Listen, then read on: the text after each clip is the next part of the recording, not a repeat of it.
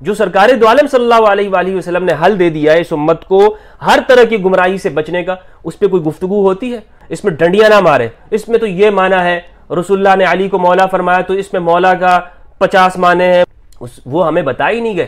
اس پہ تو یا تو ہمیں کہا گیا کہ خاموش ہو جاؤ، یا ہمیں قتل کیا گیا، مارا گیا، پوری دنیا کے اندر بدنامی کی گئی، مسلمانوں کے اندر تفریق پھیلائی گئی۔ الحمدللہ رب العالمین والصلاة والسلام علی سید الانبیاء والمرسلین وآلہ الطیبین الطاہرین ومن والاه ولعنۃ اللہ علی اعدائہم اجمعین۔ بسم اللہ الرحمن الرحیم۔ السلام علیکم ورحمۃ اللہ وبرکاتہ۔ ناظرین کرام، امید کرتا ہوں آپ لوگ خیریت سے ہوں گے، اللہ عز و جل آپ کو اپنے حفظ و امان میں رکھے۔ میں جب حدیث الثقلین پہ گفتگو کرتا ہوں، اور آپ کو معلوم ہے کہ ہماری جو دعوت ہے وہ بھی یہی ہے کہ فرقواریت سے پاک ہر قسم کے تعصب، خواہ وہ مذہبی ہو یا قومی ہو یا لسانی ہو، اس سے پاک دین کی دعوت کو عام کیا جائے، اور اس میں حدیث الثقلین ہماری دعوت کا بنیادی مرکز ہے۔ قرآن اور اہل بیت رسول اللہ صلی اللہ علیہ وآلہ وسلم کی عطرت۔ تو جب میں یہ حدیث بیان کرتا ہوں تو مجھ سے کئی دوست احباب نے یہ بات کہی ہے، جو انہوں نے اپنا خدشہ ظاہر کیے، اپنا شبہ اور اشکال، وہ میں آج آپ کے سامنے رکھتا ہوں اور اس کا جواب دینا چاہتا ہوں۔ عام طور پر چونکہ لوگ یہ بات سنتے نہیں ہیں، حدیث الثقلین کا تذکرہ نہیں ہوتا، نہ ہمارے خطبات میں، نہ وعظ میں، نہ نصیحتوں کے اندر اس کا بیان نہیں ہوتا، تو لہٰذا یہ حدیث متروک ہے، مہجور ہے۔ جس طرح قرآن مجید مہجور ہے، چھوڑ دیا گیا ہے، اسی طرح اس حدیث کا بیان بھی اجتماعی طور پر اس کو بیان نہیں کیا جاتا۔ لہٰذا جب اس حدیث کو بیان کیا جائے اور اس سے اہل البیت علیہم السلام کی اتباع اور ان کی فضیلت کا بیان ہو، تو لوگوں کے لیے یہ اس طرح ہوتی ہے گویا کہ یہ شیعہ کی روایت ہے، شیعہ کی حدیث ہے۔ تو اسی لیے میرے دوست احباب کے ذہن میں، ان کے ذہن میں یہ شبہ پیدا ہوا کہ مفتی صاحب، سوال یہ ہے کہ آپ جب حدیث الثقلین کو بیان کرتے ہیں تو اس سے تو شیعہ کو فائدہ ہوگا، اس سے تو شیعہ فرقے کو فائدہ ہو رہا ہے۔ تو ان کا جواب میں دینا چاہتا ہوں، جو یہ شبہ ان کے ذہن میں پیدا ہوا ہے، میں اسے شیطان کا وسوسہ ہی کہوں گا، کیونکہ رسول اللہ صلی اللہ علیہ وآلہ وسلم نے جو فرما دیا ہے اس کے مقابل میں اگر انسان کے ذہن میں کوئی بات آتی ہے تو یہ شیطانی وسوسے کے علاوہ اور کوئی چیز نہیں ہے۔ اس کا جواب پہلے تو یہ ہے کہ میرے بھائیو، یہ جو روایت میں بیان کرتا ہوں یہ کوئی شیعہ مصادر سے میں نے اس کو کبھی بیان نہیں کیا کہ جناب شیعہ کی کتابوں کے اندر یہ ہے، شیعہ کی حدیث میں یہ ہے، ان کے مصادر میں یہ چیزیں نہیں، کبھی بھی میں نے اس کو ان مصادر سے بیان نہیں کیا۔ یہ ہمارے مصادر کے اندر، ہمارے اہل السنت والجماعت کے مصادر میں یہ روایات موجود ہیں، اور وہ مصادر یعنی کوئی کمزور درجے کے نہیں ہیں، صحیح، جسے یہ کہا گیا کہ کتاب اللہ کے بعد اگر اتھینٹک ہیں تو یہ صحاح ستہ، اور ہر جگہ پر آپ ہمارے اہل السنت علماء سے صحاح ستہ یہ نام سنتے ہوں گے، تو انہی مصادر سے میں نے اس روایت کو، اس حدیث کو بیان کیا ہے۔ تو یہ سوال تو تب پیدا ہوتا کہ جی ان کو فائدہ ہو رہا ہے جب میں یہ بات کرتا کہ ان کی کتابوں میں یہ لکھا ہوا ہے، ان کتابوں کو پڑھو، اس مسلک کی کتاب کو یہ دیکھو، اس میں یہ بات لکھی ہوئی ہے۔ میں تو یہ آپ سے کہہ رہا ہوں کہ ہمارے مصادر کے اندر جو کہ اتھینٹک ہیں اور جس پر ہمارے لوگوں کا اتفاق ہے، اسی کی طرف دعوت ہے کہ جناب ان کو پڑھ کے دیکھ لیں۔ صحیح مسلم کے اندر آپ دیکھ لیں 6225 سے ترتیب کے ساتھ احادیث موجود ہیں، امام علی بن ابی طالب علیہ السلام کے فضائل کے اندر احادیث آئی ہیں، اور پھر وہ صحابہ کرام کہ جو یعنی جن پر عمومی طور پر شیعان علی کا بھی اطلاق نہیں ہے، زید بن ارقم رضی اللہ تعالیٰ عنہ، ان سے یہ حدیث مروی ہے۔ دیگر صحابہ سے میں اس پہ تفصیلاً گفتگو کر چکا ہوں کہ یہ کن کن صحابہ کرام سے مروی ہے، یہ حدیث متواتر ہے، اس کا حکم ہے، صحیح حدیث ہے، تو یہ ہمارے مصادر کے اندر موجود ہے۔ تو یہ سوال نہیں پیدا ہونا چاہیے تھا، لیکن چونکہ اس کو سنتے نہیں ہیں، اس کا بیان نہیں ہوتا، اس پہ گفتگو نہیں ہوتی۔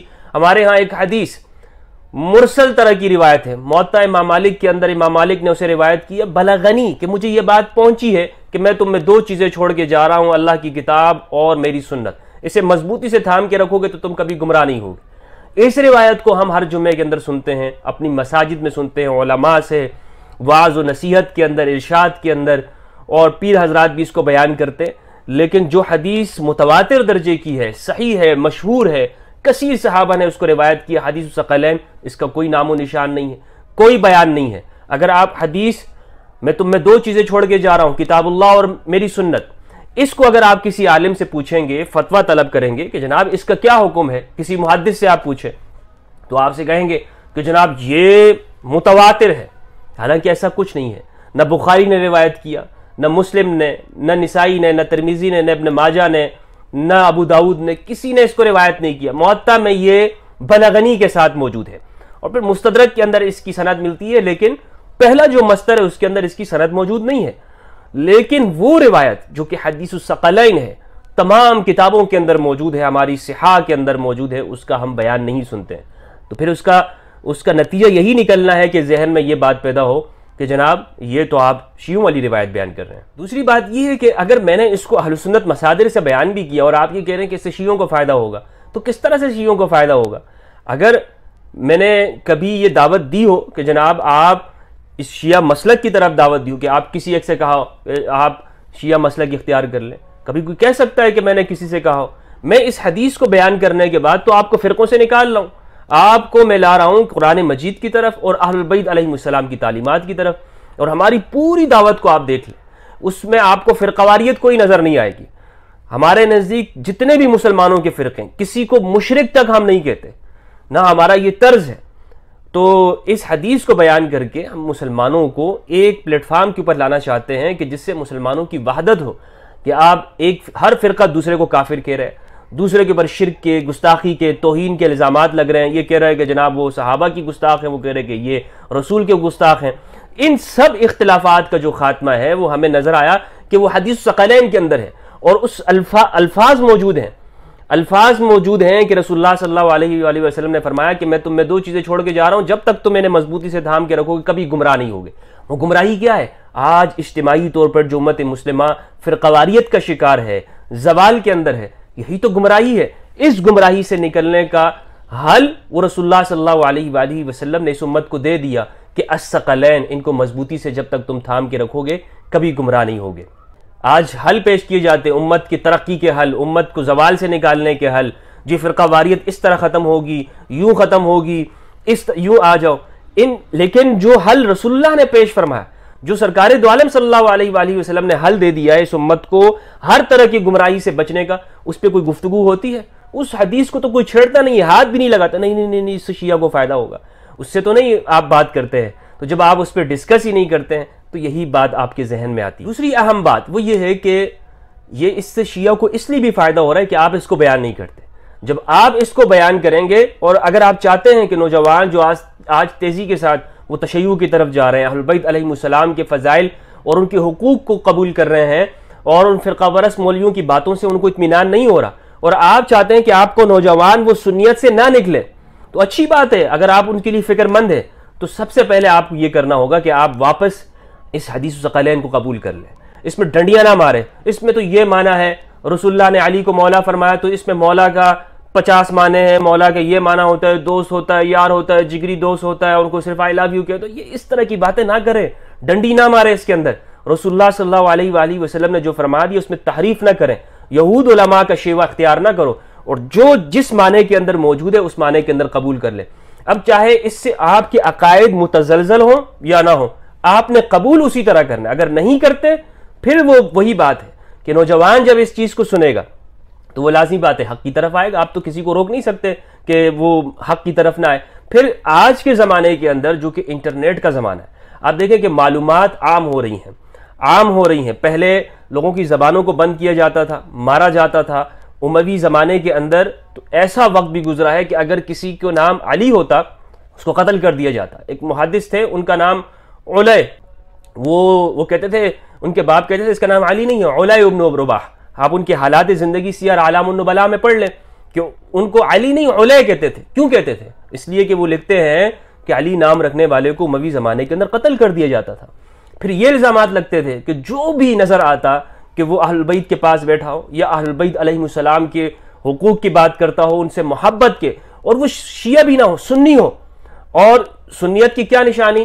کہ وہ شیخین یعنی حضرت ابوبکر و حضرت عمر ان پہ ترضی کرتا ہو، ان کو رضی اللہ عنہ کہتا ہو، امہات المومنین کی بے توقیری نہ کرتا ہو، ان کا احترام کرتا ہو، صحابہ کرام، عشرہ مبشرہ، اصحاب بدر و احد، ان کا نام احترام سے لیتا ہو، لیکن پھر بھی وہ لوگ ان کے اوپر رفض کی تہمت لگاتے تھے۔ کس وجہ سے؟ جناب یہ اہل البیت کی بات کرتا ہے۔ اس میں آپ امام شافعی رحمہ اللہ کو دیکھ لیں کہ امام شافعی پر یہی حکم لگایا گیا، امام نسائی کو شہید کیا گیا، امام حاکم مستدرک جنہوں نے لکھی ہے، اور مستدرک کے اندر صرف امام علی کے فضائل نہیں ہیں، صحابہ کرام کے فضائل ہیں۔ لیکن ان کے ساتھ کیا ہوا، ان کا حشر بھی معلوم ہے، کتابوں کے اندر لکھا ہوا ہے. تو یہ الزامات لگتے رہے ہیں. لیکن جیسے جیسے معلومات آگے جا رہی ہیں اور زمانہ لوگوں کے ہاتھوں کے اندر علم آ رہا ہے اور وہ علم کو سیکھ رہے ہیں، ان تک اب حقائق کو چھپایا نہیں جا سکتا، تو وہ اس چیز کی طرف آ رہے ہیں کہ بھائی یہ تو ہم سے بہت بڑی حقیقت چھپائی گئی، ہمیں تو انہوں نے لگا دیا چھوٹی چھوٹی باتوں کے اندر، لیکن بڑے جو اصل دین کے اہم ارکان ہیں یا دین کے حقوق ہیں وہ ہمیں بتا ہی نہیں گئے. اس پہ تو یا تو ہمیں کہا گیا کہ خاموش ہو جاؤ، یا ہمیں قتل کیا گیا، مارا گیا، پوری دنیا کے اندر بدنامی کی گئی، مسلمانوں کے اندر تفریق پھیلائی گئی. اور تو نوجوان اس چیز سے، اس آزادی کے زمانے کے اندر وہ اس بات کو قبول کر لیتا ہے. اور پھر وہ آپ دیکھتے ہیں کہ وہ جب یہ دیکھتا ہے نوجوان کہ اہل البیت کا ذکر احادیث میں ہمیں ملتا ہے، سنی مصادر میں ملتا ہے، لیکن علماء اسے بیان نہیں کرتے، تو پھر وہ اس پہ سوال اس کے ذہن میں پیدا ہوتے ہیں کہ کون اس کو بیان کر رہا ہے، کون الثقلین کو بیان کرتا ہے. تو ہمیں نظر نہیں آتا کہ شیعہ کے سوا کوئی اور اس کو بیان کرتا ہو. تو لہٰذا پھر وہ شیعہ علماء کو سننے لگتے ہیں، ان کے پاس جاتے ہیں، ان کی مجالس میں جاتے ہیں. وہ دیکھتے ہیں کہ یہ لوگ، ان کے سامنے جب امام حسین کا نام آتا ہے، اہل البیت کے 12 اماموں کا نام آتا ہے، ان کی مظلومیت کا ذکر کیا جاتا ہے، تو ان کی آنکھوں سے آنسو آ جاتے ہیں. جب سید النساء العالمین فاطمہ الزہرا علیہ السلام ان کا ذکر آتا ہے تو یہ لوگ رونے لگتے ہیں. اور ان کا اہل البیت سے جو تعلق وہ لوگ دیکھتے ہیں تو پھر ان کے ذہن میں یہ سوالات اس طور پر یقین میں آ جاتے ہیں کہ جناب اہل البیت سے یہ لوگ محبت کرتے ہیں، تو پھر وہ شیعہ ہو جاتے ہیں. اور آپ لوگ کہتے ہیں کہ یہ رافضی ہو گیا ہے. اگر آپ اپنے نوجوان کو بچانا چاہتے ہیں کہ وہ آپ کے پاس رہے، آپ کا مسلک اختیار رکھے، اور ہم نے کبھی نہیں کہا کہ آپ اس مسلک کو چھوڑ دیں، آپ دیوبندیت کو چھوڑ دیں، اس کو خیر آباد کہہ دیں، بریلویت کو چھوڑ دیں، یا فلاں مسلک کو قبول نہ کریں. نہیں، آپ شیعہ رہنا چاہتے ہیں سو بسم اللہ، دیوبندی رہنا چاہتے ہیں اچھی بات ہے، بریلوی رہنا چاہتے ہیں، کوئی بھی مسلک کے اندر آپ رہیں، کسی کی بھی پیروی آپ کریں، لیکن اہل البیت کے حقوق کو تسلیم کر لیں کہ رسول اللہ صلی اللہ علیہ وآلہ وسلم نے امت کے لیے قرآن اور اہل البیت کو چھوڑا ہے. یہ کوئی شیعہ کی بات نہیں ہے. میں آج آپ سے دل سے یہ بات کہہ رہا ہوں کہ میں نے اس چیز کے اوپر جو یعنی حقائق کے ساتھ گفتگو کی، اور میں نے اس چیز کو پایا کہ ہم نے اہل البیت علیہ السلام کے ساتھ حق ادا نہیں کیا، نا انصافی ہم نے کی ہے، ان کے حقوق نہیں دے رہے ہیں. ہم محبت کی بات کرتے ہیں لیکن وہ محبت ہمیں اس طور پہ نظر نہیں آتی. اگر ہم یعنی امام حسین علیہ السلام پہ سوالات کر دیے جاتے ہیں، امام علی علیہ السلام کے فیصلوں پہ سوالات ہوتے ہیں، یہ اتباع کا نام ہے، یہ محبت اسے کہتے ہیں. آپ چھوٹے چھوٹے مسئلہ تو فلاں امام سے لیتے ہیں، لیکن آپ کی گفتگو کے اندر کبھی بھی ہم نے نہیں دیکھا کہ آپ امام جعفر صادق علیہ السلام کو یا امام زین العابدین سید سجاد کو، علی ابن حسین علیہ السلام ان کو ڈسکس کرتے ہو، امام محمد الباقر کے نام پر آپ نے مدارس کے نام رکھے ہو. مجھے بتائیں نا کس سنی کے مدرسے کا نام ہے یا جامعہ کا نام ہے جامعہ امام محمد الباقر؟ کوئی ایک سنی مدرسہ مجھے بتا دیں، بتائیں کسی ایک سنی مدرسے کا نام بتائیں جس کے یعنی نام جامعۃ الجعفر صادق ہو علیہ السلام. کسی ایک سنی مدرسے کا نام بتائیں جس کے مدرسے کا نام امام حسن عسکری علیہ السلام کے نام پر ہو. پھر آپ مسجد کا نام بتا دیں، چلے مسجد کا نام بتا دیں کہ مسجد باقر علیہ السلام. آپ نہیں رکھتے ہیں، جبکہ کراچی کے اندر ایک تنظیم نے جناب کہ ہم 500 مسجدیں بنائیں گے، اموی حکمرانوں کے نام پہ انہوں نے اعلان کیا. تو یہ آپ کا فرق ہے کہ آپ کہتے کچھ ہیں اور کرتے کچھ ہیں. جب آپ نہیں بتائیں گے تو نوجوان آپ کا جائے گا، آپ کے ہاتھ سے نکلے گا. اس کو اگر آپ روکنا چاہتے ہیں تو اس کا حل یہی ہے. اور میں چاہتا ہوں کہ آپ اگر آپ مخلص ہیں کہ اپنے نوجوان کو روکنا چاہتے ہیں تو حدیث ثقلین کو بیان کریں، ورنہ مشکل ہے آپ سے. اس انٹرنیٹ کے زمانے میں علم لوگوں کے پاس جا رہا ہے، حدیث ثقلین کا بیان جا رہا ہے، وہ نہیں رکیں گے، کیونکہ ہر ایک کو یہ سمجھتا ہے کہ میں نے کلمہ پڑھا ہے رسول اللہ صلی اللہ علیہ وآلہ وسلم کا. مولویوں کا کلمہ نہیں پڑھا ہے، بابوں کا کلمہ نہیں پڑھا، کسی امام بخاری یا فلاں کا کلمہ نہیں پڑھا ہوا ہے، رسول اللہ صلی اللہ علیہ وآلہ وسلم کا کلمہ پڑھا ہے نا. تو ہم نے اس پہ عمل کرنا ہے، اور آخرت میں اللہ سبحانہ و تعالیٰ کو جواب دینا ہے کہ ہم نے جو رسول اللہ صلی اللہ علیہ وآلہ وسلم نے فرمایا 2 چیزیں چھوڑ کے جا رہا ہوں، اس پہ عمل کیا یا نہیں کیا، ہم نے دین کہاں سے لیا، ہم نے کس طور پر اس چیز کو سمجھا ہے.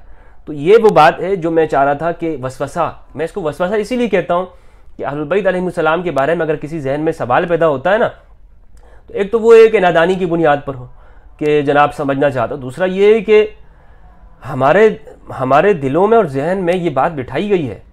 اس چیز کو بڑے عرصے میں میڈیا کے ذریعے سے، دیگر ذرائع سے یہ دماغوں میں یہ بات بٹھا دی گئی کہ اہل البیت علیہ السلام شیعہ کے ہیں، اہل البیت کا ذکر کرنے والا وہ شیعہ رافضی ہوتا ہے. وہ کوئی ذاکر ہوتا ہے، کوئی سنی تو بیان نہیں کر سکتا۔ اچھا پھر یہ سوال، آپ صرف ثقلین کو بیان کیوں کرتے ہیں؟ نماز کے مسائل ہیں، روزے کے مسائل ہیں، زکوٰۃ کے ہیں، وضو کے ہیں، اور اس طرح آپ لوگوں کو بتائیں کہ وضو کیسے ٹوٹتا ہے، نماز میں کس چیز کا خیال آ جاتا ہے، نماز کیسے فاسد ہو جاتی ہے، ان چیزوں کو کیوں بیان نہیں کرتے؟ آپ صرف ثقلین کا پورا دین یہی ہے، آپ اس کو بیان کرتے ہیں؟ جی جناب، پورا دین ہی یہی ہے، پورا دین ہی یہی ہے۔ جب آپ نے بنیاد ہی چھوڑ دی ہے تو پھر آپ ان نمازوں کا کیا فائدہ کہ جس میں آپ نماز میں کیا اہل البیت سے محبت کا اقرار نہیں کرتے؟ کیا ان سے عہد و پیمان نہیں کرتے؟ اللہم صلی علی محمد وعلی آل محمد کما صلیت علی ابراہیم وعلی آل ابراہیم انک حمید مجید، انک حمید مجید، کہ بے شک تو ہی ہے حمید، قابل ستائش، مجید بزرگ ہے۔ یہ اللہ سے ہم اقرار کر رہے ہوتے ہیں کہ پروردگار تو قابل ستائش ہے، تو بزرگ ہے۔ اہل البیت بھی وہ ہستیاں ہیں کہ جن کے ساتھ ہم آج یہ عہد و اقرار کر رہے ہیں کہ محمد و آل محمد صلی اللہ علیہ وآلہ وسلم، اور جس طرح ابراہیم اور ان کی آل ہیں وہ پاک و پاکیزہ ہیں، ہم ان کے نقش قدم پہ چلیں گے۔ ہمارا عہد ہے، ہمارا قرار ہے کہ ہم ان سے غداری نہیں کریں گے، بے وفائی نہیں کریں گے۔ جس طرح بنی اسرائیل کے لوگوں نے، جس طرح گزشتہ اقوام نے اپنے نبی کو اور انبیاء کی اولاد کو قتل کیا، ہم وہ کام نہیں کریں گے۔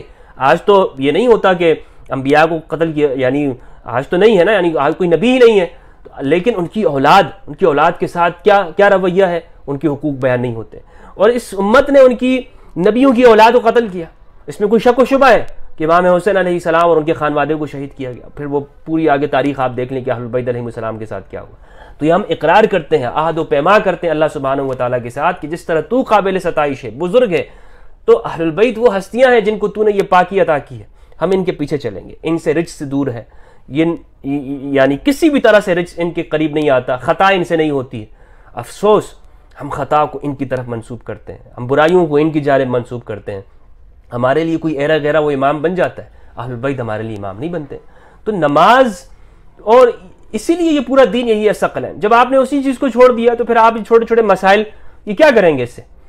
ابن عمر سے کسی نے کہا کہ جناب بتائیے کہ اتنا تھوڑا سا خون اگر نکل جائے وضو ٹوٹتا ہے کہ نہیں؟ تو ابن عمر نے اس سے کہا کہ تم اتنا سا مسئلہ میرے سے پوچھتے ہو، جبکہ عراقیوں تم نے آل رسول کے ساتھ کیا کیا ہے، تم نے کیا کیا ہے؟